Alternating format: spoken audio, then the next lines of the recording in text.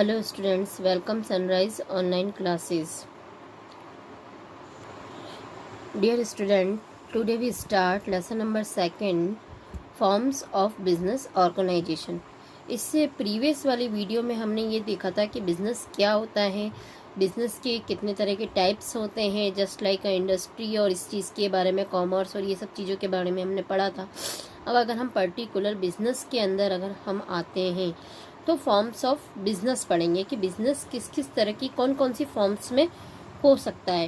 ये सारी फॉर्म्स वैसे आपने सुनी हुई है, आपकी जनरल टर्म्स में ये सारी फॉर्म्स आती हैं और इनके लाइव एग्जांपल आप लोग देखते हैं। ठीक है, तो सबसे पहले हम फॉर्म्स की बात करें तो जो बिज़नेस के फॉर्म्स हैं वो 5 पार्ट में बांटे गए हैं। फर्स्ट है sole proprietor, Hindu undivided family, partnership, cooperative society and joint stock company. ठीक है, नाउ जो फर्स्ट है आपका सोल प्रोप्राइटरशिप, जिसको हम जनरल टर्म में कहें तो एक व्यक्ति के द्वारा जो बिज़नेस चलाया जाता है, ठीक है, जिसमें हम कोई शॉप है उसका सिंगल ऑनर है तो वो क्या कहलाता है, सोल प्रोप्राइटरशिप। जस्ट कोई शॉप कह लो या फैक्ट्री कह लो जिसके अंदर केवल एक ही ऑनर होता है। ओके, जैसे आप डेली अपनी लाइफ में देखते हैं कि हम नाथद्वारा में भी बहुत सारी शॉप्स देखते हैं जिसके ऊपर एक सिंगल व्यक्ति ही काम करता है, उसका एक सिंगल मालिक ही होता है। तो इट मीन्स वो क्या कहलाएगा, sole proprietorship. Hindu undivided family, इसके अंदर क्या होता है कि जैसे हमारे स्मॉल स्केल के बिजनेस देखते हैं कि जिसमें पूरे फैमिली मेंबर मिलकर काम करते हैं। ओके, पूरे फैमिली का ही एक ही काम होता है, ठीक, तो वो कहलाते हैं Hindu undivided family. Partnership, partnership में 2 या 3 फ्रेंड्स ने मिलकर कोई कंपनी खोली है, ओके, पार्टनरशिप के अंदर, तो वो हमारी क्या कहलाएगी, पार्टनरशिप। सोसाइटी, कुछ मेंबर ने मिलकर कोई एक सोसाइटी क्रिएट करी और उसके अंदर कुछ गुड सेलिंग का बिजनेस स्टार्ट करते हैं तो वो हो जाती है हमारी कोऑपरेटिव सोसाइटी। और लास्ट है जॉइंट स्टॉक कंपनी, जिसके अंदर शेयर्स या जैसे शेयर बेच के या डिबेंचर के थ्रू पब्लिक को भी इनवाइट किया जाता है और कंपनी बनाई जाती है, वो कहलाती है जॉइंट स्टॉक कंपनी। इसके बारे में हम जो डिटेल है एक एक टॉपिक के बारे में पढ़ना है, पूरा चैप्टर ही इसी के ऊपर डिपेंड है। 5 टॉपिक है, 5 टॉपिक के बारे में हम डिटेल से पढ़ेंगे। ओके, तो नाउ सबसे पहले हम स्टार्ट करते हैं सोल पार्टनरशिप। सोल पार्टनरशिप का मैंने अभी आपको जनरल टर्म बता दिया था कि जिसके अंदर कोई एक ही ऑनर होता है उसको हम कहते हैं सोल प्रोप्राइटरशिप। तो एक बार देख लेते हैं definition. The term sole implies only, ठीक है ना, सोल का मतलब होता है ओनली, एक ही, ठीक है ना। And proprietor refer to owner, proprietor किसको रेफर करता है, ऑनर को। Hence, a sole proprietor is the one who is the owner of the business. ठीक है, मतलब कि क्या हुआ, सोल प्रोप्राइटर इस एक है जो कि उसके बिजनेस का मालिक है, उसको हम कहते हैं सोल प्रोप्राइटर। तो इतना मैटर तो आप बना पाएंगे। सोल का मतलब आपको ओनली बताना है, प्रोप्राइटर का मतलब आपको ओनली बताना है, और एक बिजनेस का एक ही ऑनर होता है। ओके, नाउ अब हम डेफिनेशन पर चलते हैं। Sole proprietorship refer to a form of business organization which is owned, managed and controlled by an individual who is the recipient of all profit and bearer of all risk। ये आपकी definition थी, पर अब इसको हम टुकड़ों में करेंगे ताकि आपको इजी गोइंग याद हो जाए। 2 बातें इसमें मेन आ रही हैं। Sole proprietorship refer to a form of business, ये किसका फॉर्म है, बिजनेस का फॉर्म है। Which is owned, manage and control by individual, ये तीनों ही काम उसके द्वारा किए जाते हैं। ओन्ड जो कि उसका मालिक होता है, मैनेज किया जाता है और कंट्रोल किया जाता है। Who is the recipient for of all profit and losses, जितने भी प्रॉफिट होंगे, जितने भी लॉसेज होंगे, ठीक है ना, जितने भी रिस्क बेयरर किए जाएंगे वो सोल प्रोप्राइटर के थ्रू ही किए जाएंगे। ओके, क्लियर हो गई दोनों बात। डेफिनेशन में आपको दो ही बात लिखनी है, आपको जहाँ तक वो डेफिनेशन आप हाथों हाथ लर्न करते जाएं तो इजी गोइंग होगा। कोई भी क्वेश्चंस आते हैं तो डेफिनेशन तो आपको लिखनी ही है। क्लियर? चलिए अब हम चलते हैं फीचर्स के ऊपर। सोल प्रोप्राइटर के फीचर्स जो है, पहला तो है formation and closure, liability, sole risk bearer and profit recipient, control, no separate entity and lack of business continuity. यहाँ पर जो चीज़, इसका क्वेश्चन क्या बनता है पहले हम इसके ऊपर थोड़ा डिस्कस कर लें। इसके अंदर जो चीज़ आएगी सोल प्रोप्राइटर के ऊपर, दो तरह के क्वेश्चंस बनते हैं। या तो डेफिनेशन तो 100% आएगी ही आएगी, साथ में ये पूछा जाता है कि या तो आप इसके फीचर्स बताइए या इसके मेरिट या डीमेरिट्स बताइए। इट मीन्स उससे क्या लाभ है, क्या हानियां हैं इसकी, ठीक है ना, तो वो चीज़ बताइए। अब फीचर्स से ही, अगर फीचर्स हमें अच्छे से समझ में आ जाते हैं तो मेरिट और डीमेरिट लिखने में हमें कोई दिक्कत नहीं आएगी, क्योंकि फीचर्स से ही मेरिट और डीमेरिट क्रिएट हो जाती है। क्योंकि फीचर्स में ही इतना एक्सप्लेनेशन हो जाता है कि हम समझ जाते हैं कि इससे क्या क्या बेनिफिट्स हो सकते हैं और क्या क्या हमें लॉसेस हो सकते हैं। तो फीचर्स को थोड़ा अच्छे से समझना है ताकि मेरिट और डीमेरिट के जो पॉइंट्स हैं आप अपने खुद क्रिएट कर सकें, आपको अनावश्यक समय ना लगे। ओके, तो नाउ सबसे पहले हम देखते हैं इसके पॉइंट जो थे, 7 पॉइंट हैं इसके। पहला पॉइंट देखते हैं हम, फॉर्मेशन एंड क्लोज्योर। हाँ, तो फॉर्मेशन एंड क्लोज्योर की डिटेल देखें। Sole proprietorship is very easy to start as no legal formalities are required to start it. Sole proprietor का जो फॉर्मेशन होता है वो बहुत इजी होता है, कोई भी लीगल फॉर्मेलिटीज़ की रिक्वायरमेंट नहीं होती है। बट कोई कोई बिजनेस को छोड़कर, ऐसा नहीं है कि सभी में नहीं होती है, पर कुछ बिजनेस जो कि भले सोल प्रोप्राइटर हैं, पर कुछ बिजनेस में जैसे लीगल फॉर्मेलिटीज़ की रिक्वायरमेंट होती है, तो बाकी सभी में नहीं होती। जस्ट लाइक अगर मैं ये कहूँ कि आप पटाखों का बिजनेस करना चाहते हैं साथ में, तो उसके लिए आपको लाइसेंस चाहिएगा, बिना लाइसेंस के आप ये बिज़नेस नहीं कर सकते हो। बाकी नॉर्मल से है कि आप जनरल स्टोर खोल रहे हैं या आपने कोई कपड़ों की दुकान खोली है, तो इसके अंदर आपको कोई लीगल फॉर्मेलिटी की ज़रूरत नहीं है, आप अपने हिसाब से खोल सकते हैं। फिर देखते हैं, it can be easily dissolved when soul trader is interested. यहाँ पर इसका जो क्लोज्योर का फॉर्मेशन है वो भी बहुत ईजी है। जब सोल प्रोप्राइटर चाहे तो वो चीज़ अपनी इच्छा से चाहे तो बंद कर सकता है। तो अब अगर देखो, इसी के अंदर मैं 2 पॉइंट आपको यहाँ बता देती हूँ कि प्रॉफिट या मेरिट या डीमेरिट क्या हो सकती है।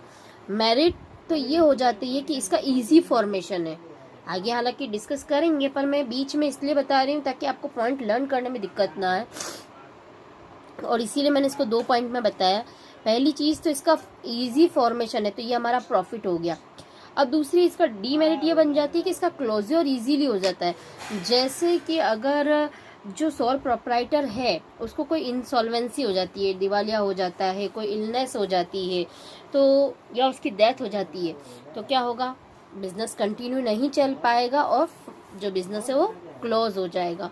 ओके, तो आगे और डिटेल में पढ़ेंगे, पर इसी में से हमने मेरिट और डीमेरिट भी दोनों निकाल ली है। ओके,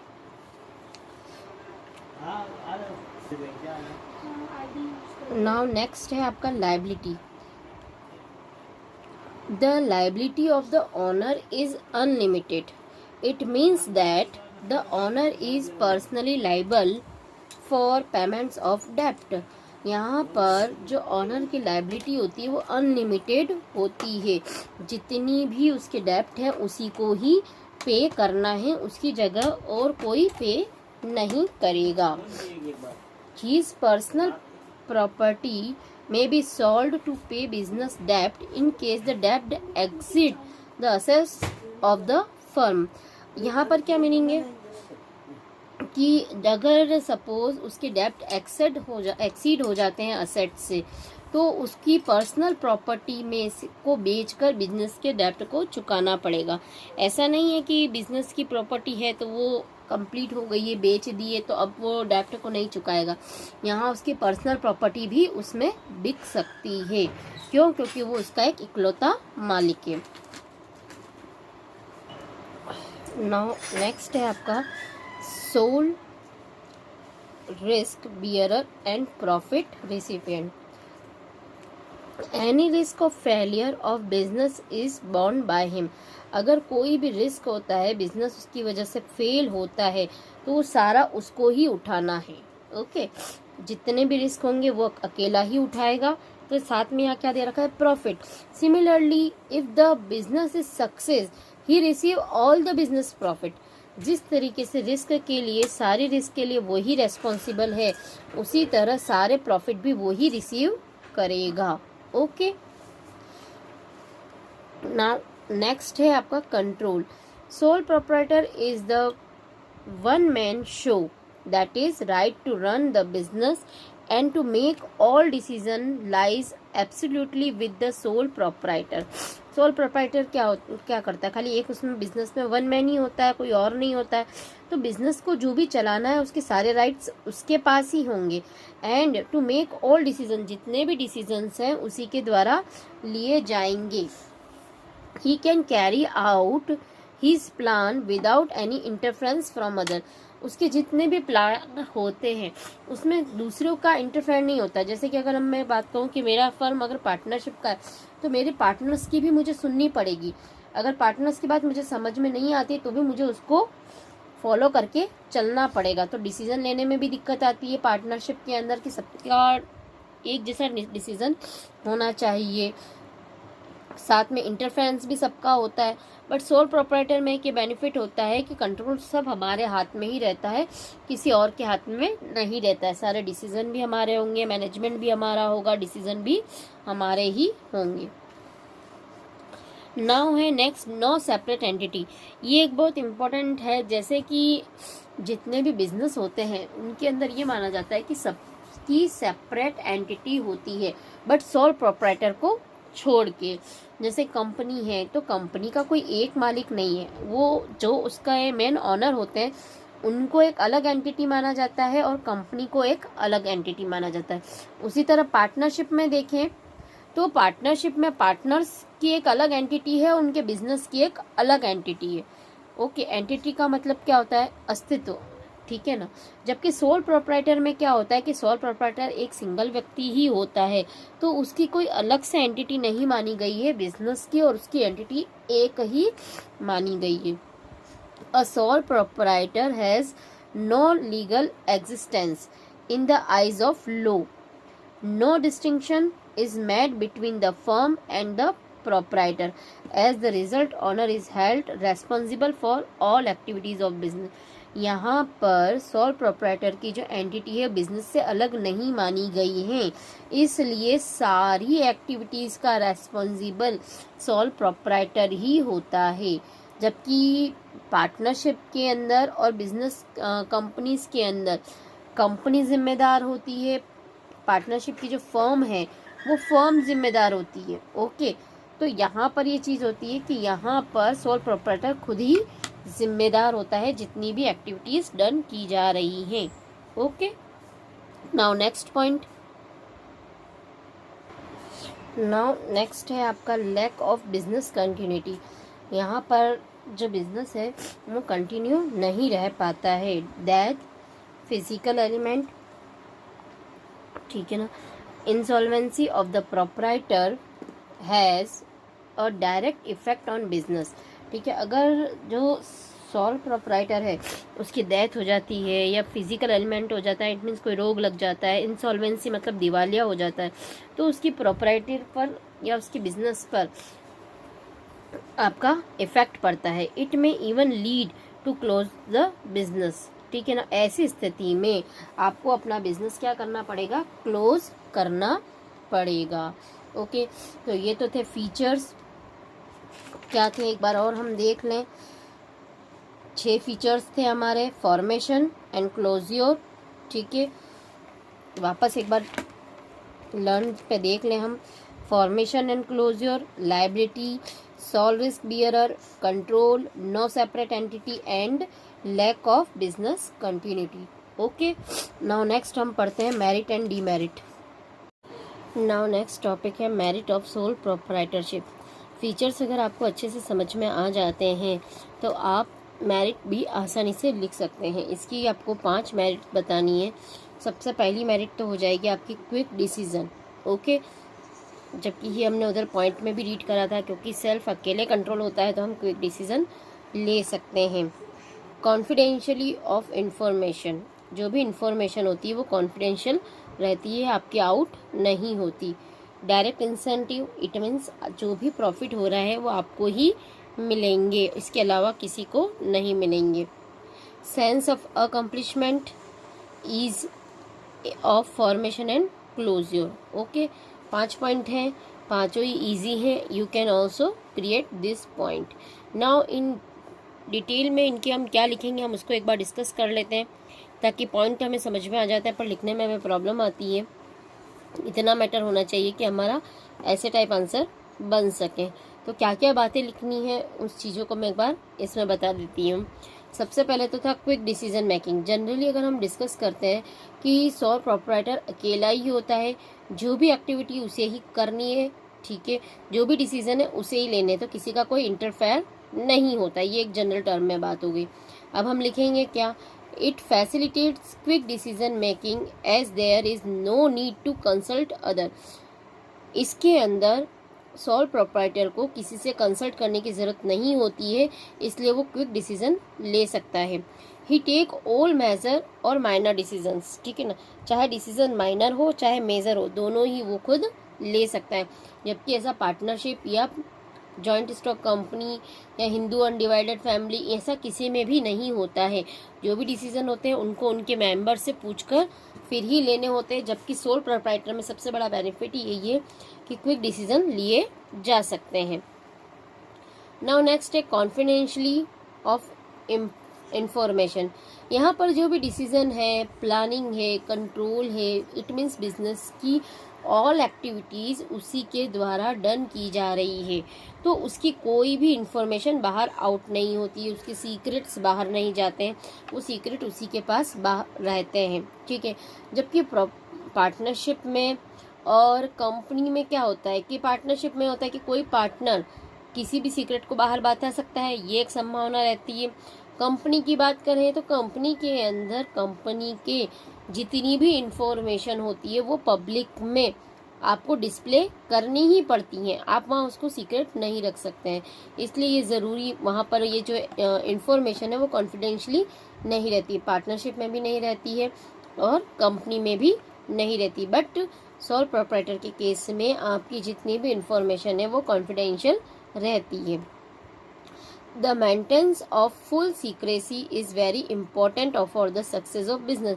अगर आप बिजनेस की सक्सेस चाहते हैं तो उसकी जो भी इंफॉर्मेशन है वो सीक्रेट रहनी बहुत ज़रूरी है। सपोज़ आप कुरकुरे ही बनाने की फैक्ट्री है, अगर कुरकुरे की रेसिपी अगर आपकी आउट हो जाती है, उसके इंग्रेडिएंट्स भी अगर आपके आउट हो जाते हैं, तो वैसा का वैसा प्रोडक्ट दूसरी कंपनी भी बना लेगी, तो आपका एक कंपटीटर ऑलरेडी तैयार हो जाता है। तो सोल प्रोप्राइटर के केस में ऐसी इंफॉर्मेशन बाहर जाना पॉसिबल नहीं है। As proprietor has the sole decision making authority. Sole proprietor में उसी के पास डिसीजन रहता है। It enable him to retain all information related to business operation confidential, जिसके कारण सारी इंफॉर्मेशन क्या रहती है, कॉन्फिडेंशियल रहती है। Sole trader is also not bound by law to publish firm account, है ना। सोल प्रोप्राइटर बाउंड नहीं होता है कि वो अपनी बिजनेस की इंफॉर्मेशन पब्लिश करे, ओके, उसको बाउंड नहीं किया जाता। जबकि मैंने अभी थोड़ी देर पहले ही डिस्कस किया था, कंपनी के अंदर ये एक बाउंडेड होता है, क्योंकि वहाँ की पब्लिक उनकी ऑनर होती है, तो वहाँ पर जो भी इंफॉर्मेशन होती है पब्लिक में पब्लिश करनी पड़ती है, तो वहाँ इंफॉर्मेशन कोई भी कॉन्फिडेंशियल नहीं रह पाती। ओके, तो ये तो हो गए हमारे 2 मेरिट्स। नेक्स्ट देखते हैं हम। नाउ थर्ड है direct incentive. The proprietor enjoy all profits of the business as there is no one else sharing earning of business. यहाँ पर जितने भी इंसेंटिव्स उसको मिल रहे हैं, इंसेंटिव का मतलब जो भी प्रोत्साहन संबंधी राशि होती है, चाहे प्रॉफिट मिला, चाहे बोनस मिल रहा है, या कुछ और भी तरह के उसको मिल रहे हैं, जैसे कि जहाँ से उसकी डीलरशिप है वहाँ से उसको सपोज प्लेन के टिकट्स मिली हैं, कोई गिफ्ट आइटम मिला है, तो सब चीज़ उसे ही मिलेगी, उसको ये चीज़ किसी और को शेयर करने की ज़रूरत नहीं होती है। Clear? Sense of accomplishment, sole proprietor provide personal satisfaction to people who want to be self employed. यहाँ पर सोल प्रोप्राइटर क्या करता है, वो पर्सनल अपनी क्रिएटिविटी रखता है, और ये कहें कि अपना इतना मतलब वर्कआउट करता है कि वो पर्सनली अपने कस्टमर को सेटिस्फाइड कर सके, क्योंकि जब तक वो पर्सनली सेटिस्फाइड नहीं करेगा तब तक उसका बिजनेस बढ़ेगा नहीं। तो यहाँ पर वो इस तरह की कोशिश करता है। As the proprietor is himself responsible for the success of business, इस तरीके से वो खुद अपने बिजनेस की सक्सेस का रेस्पॉन्सिबल होता है। It not only provide him satisfaction but also create a sense of accomplishment and confidence, जिससे उसी के अंदर कॉन्फिडेंस आता है, अकम्प्लिशमेंट क्रिएट होता है। क्लियर?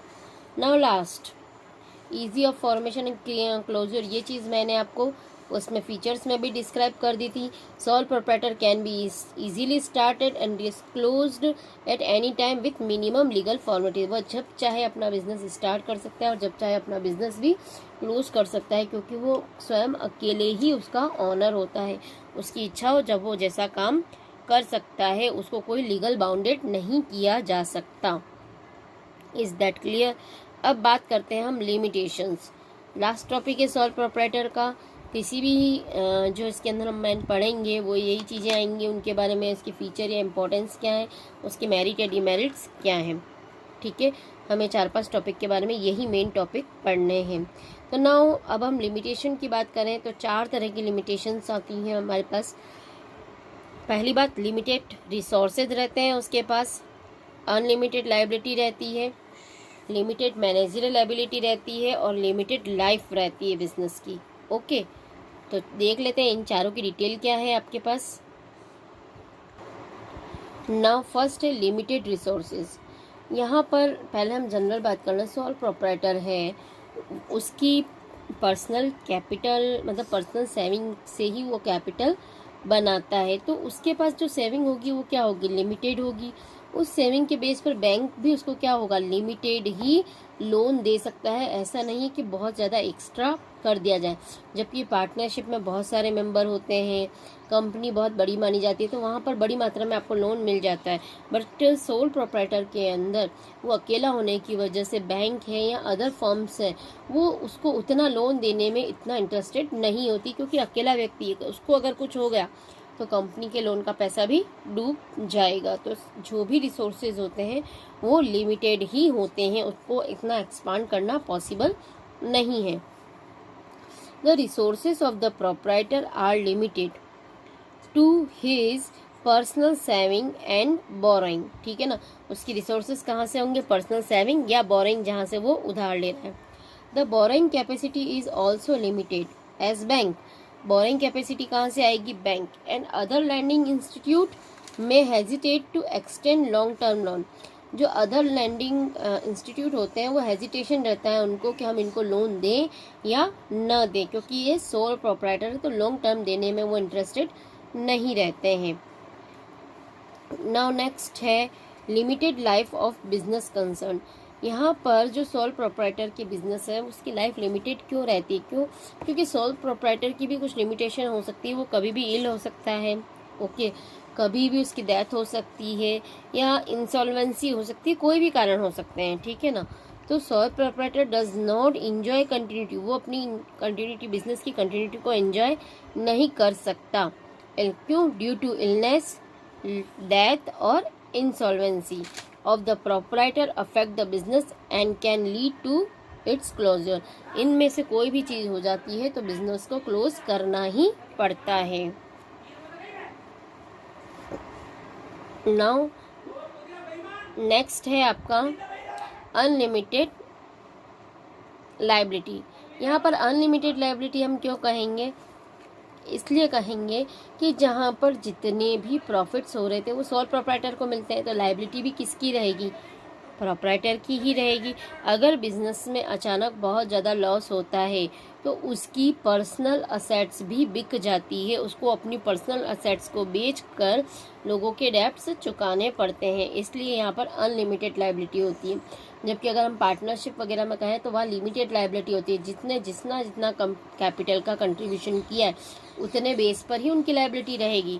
बट यहाँ पर क्या होगा, अनलिमिटेड होती, जब तक कि सभी के डेब्ट नहीं चुक जाते उसको अपनी पर्सनल असेट्स बेचनी ही पड़ेंगी। The proprietor has unlimited liability, he is liable for all debts of business. If business fail और debts exceed the business assets, अगर बिजनेस फेल हो जाता है और डेब्ट्स जो है एक्सीड हो जाते हैं बिजनेस की असेट्स से, बिजनेस की जितनी असेट्स हैं उससे भी ज़्यादा डेप्ट हैं, तो creditor can recover their dues not only from the business assets but also from the personal asset. तो क्रेडिटर हैं वो अपना जो पैसा है, अपना ड्यू है, वो बिजनेस से ही अटेंड ले तो सकते ही हैं, साथ में उसकी पर्सनल असेट से भी वसूल कर सकते हैं। Okay, now last point, limited managerial ability. देखिए, एक बात तो हम मानते हैं कि कोई भी व्यक्ति की जो होता है पूरी तरह ऑलराउंडर नहीं होता। इट मीन्स उसमें सारी मैनेजरियल एक्टिविटी हो ये हम नहीं कह सकते। इट मीन्स वो अच्छा प्रोडक्ट बना सकता है, पर ज़रूरी नहीं है कि उसको लोगों से इतना अच्छा डील करना आता हो, ठीक है, या लोगों से उतना अच्छा डील करना आता है बट उसको मैनेजमेंट के काम इतने अच्छे से नहीं आते हैं, या उसको मार्केटिंग करनी नहीं आती होगी, तो कुछ ना कुछ एबिलिटी मिस तो होती ही है। सोल प्रोप्राइटर पूरा ऑलराउंडर नहीं हो सकता, तो इसके कारण भी हमारा बिजनेस बहुत ज़्यादा एक्सपांड नहीं कर पाता है। The proprietor has to assume responsibility of all affair of business, however managerial ability of the single owner is limited, he can not possess all the qualities and not likely to be expert in all matters of business। वो सारी जितनी भी business के activities होती है उन सारे कामों को करने के लिए एक्सपर्ट नहीं होता है, उसको या तो फिर किसी न किसी को हायर करना पड़ेगा जो कि उसके लिए कॉस्टली हो जाता है, तो वो चीज़ कैपेबल नहीं हो पाती है और बिजनेस इतना एक्सपांड नहीं हो पाता, वो एक लेवल पर आकर रुक जाता है और उसी तरह रन होता चला जाता है। ओके, तो अभी आज हमने सोल प्रोप्राइटर के बारे में जो 4 चीज़ पढ़ी थी वो थी डेफिनेशंस, वो तो आपको लर्न करनी ही है क्योंकि चाहे मेरिट या डीमेरिट आए तो भी उसकी डेफिनेशन लिखनी है, और अगर फीचर्स आते हैं तो भी आपको डेफिनेशन तो लिखनी ही है। आई होप आपको ये टॉपिक समझ में आ गया होगा, काफ़ी ईजी रहा था। मिलते हैं नेक्स्ट टॉपिक में। Thank you.